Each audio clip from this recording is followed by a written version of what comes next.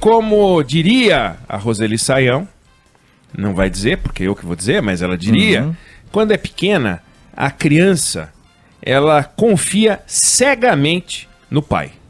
Confia cegamente na mãe. Aí a mãe pega, abre os braços assim, a criança sobe no sofá, a mãe abre os braços e fala para a criança, pula, no colo dela, né? Pula. E a criança faz o quê? Ela pula. E ela pula porque não passa pela cabeça da criança que a mãe vai tirar os braços, vai deixar ela se espatifar no chão e falar assim, ó, isso é para você aprender a deixar de ser trouxa. Não existe essa possibilidade. Que sacanagem.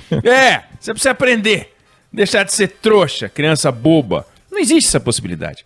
A criança, ela faz isso porque ela não tem nenhuma referência que não seja a certeza de que o pai e a mãe vão estar lá para segurar o corpinho dela, para cuidar dela sempre que for preciso.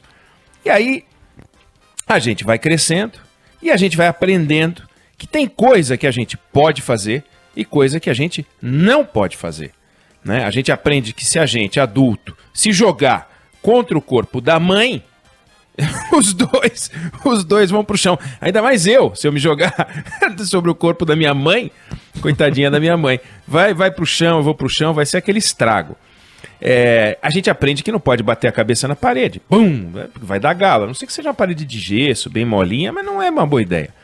A gente aprende que não pode passar o farol vermelho, o semáforo, sinaleira, sei lá, no meio de uma avenida movimentada ao meio-dia, porque vai bater o carro. Então a gente aprende lendo, a gente aprende com a experiência própria, a gente aprende com a experiência dos outros, a gente aprende com exemplo, a gente aprende ouvindo quem fez e deu certo, ouvindo quem fez e não deu certo, a gente aprende com os acertos dos outros e muitas vezes mais com os erros dos outros. E assim a gente evolui. Se a gente resolver viver tudo o que a vida permite para aprender apenas com os próprios acertos e com os próprios erros, a vida vai ser mais sofrida e, em alguns casos, mais curta do que seria, né? E isso eu não estou dizendo porque eu acho, não. Isso está demonstrado, não é uma opinião, é assim. Tem gente que não gosta dessa ideia e quer experimentar tudo, quer viver das consequências de suas próprias escolhas, independente do que a experiência, a literatura, os acertos dos outros, os erros dos outros ensinam. São pessoas que têm uma necessidade enorme de sentir as consequências. E como o ser humano é livre, ninguém pode impedir que alguém busque esse caminho. Não tem conversa. Você quer mandar o chefe catar coquinho porque você ficou irritado e quer fazer isso sempre? Vai pagar o preço de viver desempregado. É uma opção. Ninguém pode ser condenado por isso, desde que faça isso com a própria vida, né? Quer colar na prova e ignorar a necessidade de aprender? Vai lá, manda bala. A vida vai cobrar o preço, não tem jeito. Quer encher a cara toda noite? Manda bala. O fígado lá na frente vai dizer, olha, você aprontou comigo, né? Então, esse direito de fazer tudo o que bem entende, desde que não fira o Código Penal, é preciso deixar claro, é inalienável. Cada um faz o que bem entende. Só que certas pessoas não podem fazer isso. A maior parte das pessoas pode, certas pessoas não podem. São aquelas pessoas que fizeram juramentos. São aquelas que se comprometeram a guiar as outras. São aquelas que decidiram trilhar um caminho com o apoio dos outros. Então, qualquer um pode casar. O padre não pode. Ninguém obrigou o padre, obrigou a pessoa a entrar na igreja católica. Se entrou, não pode casar, né? E não porque ele não possa casar, não porque ele não possa ser padre. O que ele não pode é fazer as duas coisas. Ou ele é padre ou ele é casa. Não pode. E aí a gente chega no nosso presidente Jair Bolsonaro, né? Ninguém pediu, ninguém determinou, ninguém deu a ele a instrução para que se candidatasse à presidência da República. Ele saiu candidato porque ele quis. Ele sentiu que podia ganhar dos outros, que eram candidatos fracos, em 2018. O tempo mostrou que eram mais fracos do que a gente imaginava. Parecia até que eram competitivos. No começo, quem for para o segundo turno com Jair Bolsonaro será o presidente. Eu não sei quem será o presidente, mas é quem for para o segundo turno com Jair Bolsonaro. De repente, ficou claro que ele ganharia de todo mundo, né? Mas boa parte dos analistas achavam que aquele que fosse com o Bolsonaro para o segundo turno seria o novo presidente da República, e essa foi uma verdade que durou um tempo na campanha, as coisas viraram por motivos conhecidos. Então ele sentiu que ele era tido como mito, foi em frente. Aí, ao chegar à presidência, ele assumiu compromissos de duas ordens. São compromissos formais, aqueles que ele assinou, ele fez juramentos, tem toda uma documentação legal que diz o que ele pode e o que ele não pode fazer. E tem os compromissos não escritos, os compromissos informais, os compromissos próprios do cargo, mas que estão ligados à institucionalidade, é uma coisa não escrita. Para os compromissos formais, ele não tem que prestar muita atenção, porque tem um monte de gente observando. Pega o caso da Dilma Rousseff. Pedalou, tiraram ela de lá. Então não precisa se preocupar com a observação dos compromissos formais. Mas é para os compromissos informais que ele tem que estar atento. Quer dizer, um presidente da República não tem o direito de brincar de médico. Não pode. Nem o Fernando Henrique, nem o Lula, nem o Itamar Franco, não é só o Bolsonaro. Ninguém pode, nenhum presidente pode. E não pode acreditar que tem o conhecimento capaz de descobrir a cura do câncer, a cura do mal de Parkinson, a cura do Alzheimer, nem a cura da Covid-19. E o presidente Bolsonaro parece acreditar nisso. E não é só que ele parece acreditar nisso, não. Ele se comporta como se acreditasse. E mais, ele age nessa direção. Ele mandou o exército produzir cloroquina. 2 milhões de pílulas. Como o presidente da República pode se sentir no direito de destinar recurso público para produzir aquilo que a ciência não provou que funciona? Como pode isso? Mas ele fez. Tá certo fazer isso? Ele fez. Ele falou, eu posso, eu sou presidente da República. Então, o mundo inteiro está recolhido.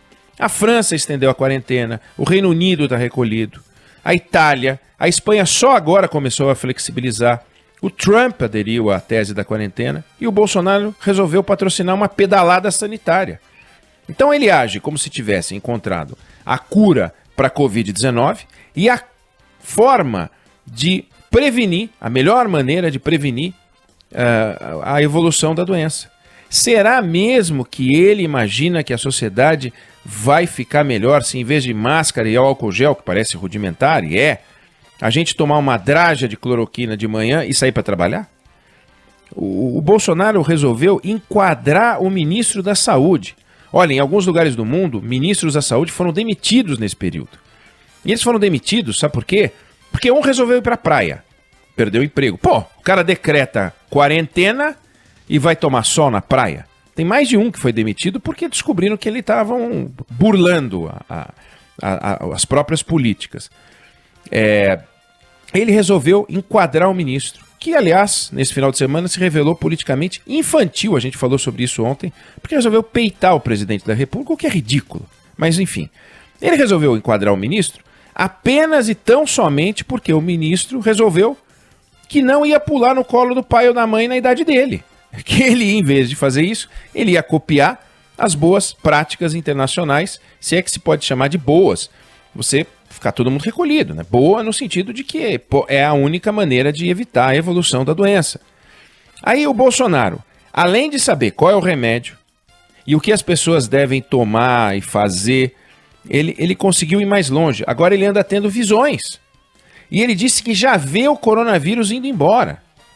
O presidente da República já vê o coronavírus indo embora.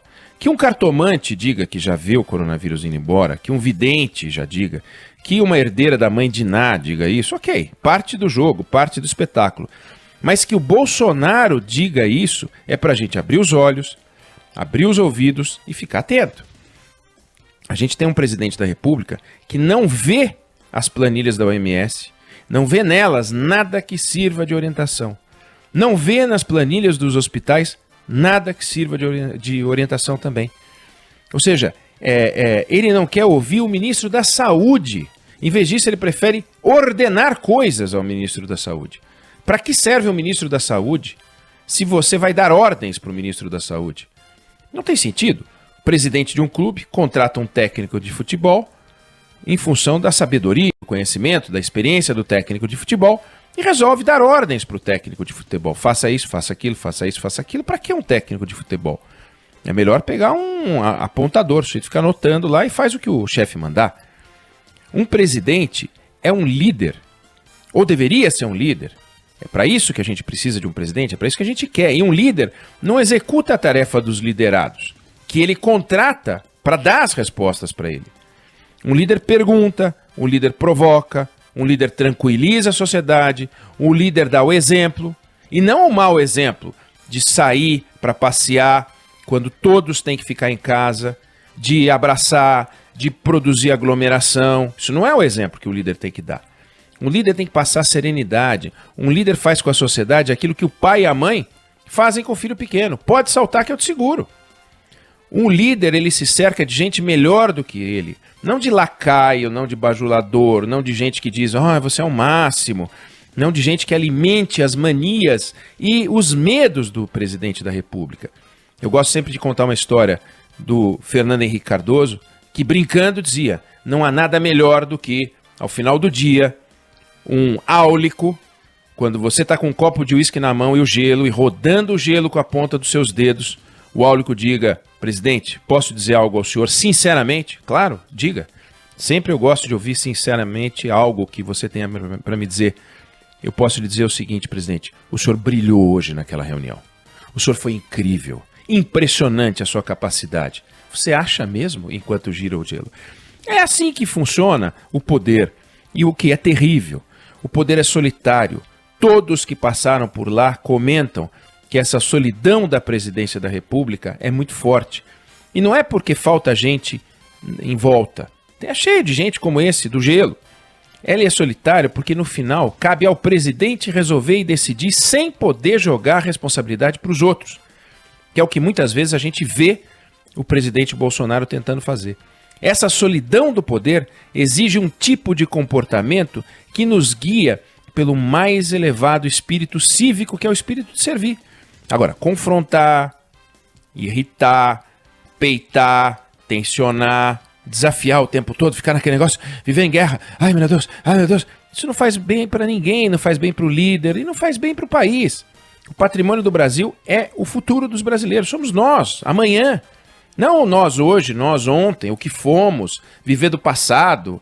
Nós temos que viver do futuro. E o futuro se constrói agora. O futuro dos brasileiros é escrito agora, em parte pelos seus líderes.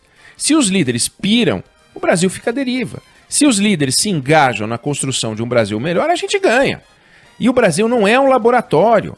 Não pode ser tratado como um laboratório das experiências malucas dos seus líderes, nem líderes, dos seus chefes de Estado, que nesse caso nem líderes seriam. A Dilma tentou fazer isso, e ainda bem que caiu antes de conseguir. Os brasileiros não são ratinhos de experimento, não pode entrar nessa toada. A Covid-19 é 10 vezes mais letal do que a gripe H1N1. O isolamento social é, infelizmente, a única arma eficaz contra a Covid-19, que hoje vai bater a casa de 2 milhões de infectados no mundo. Isso é o que diz a ciência. O resto é bruxaria. Líder tem que ter visão? Tem que ter visão. Mas não visão do tipo, eu vejo essa questão do vírus ir embora. Porque essa visão parece, eu trago o seu amor de volta em 24 horas. Não dá para brincar com isso. O cargo exige visão, mas visão de estadista. Exige seriedade. O Brasil e os brasileiros merecem respeito.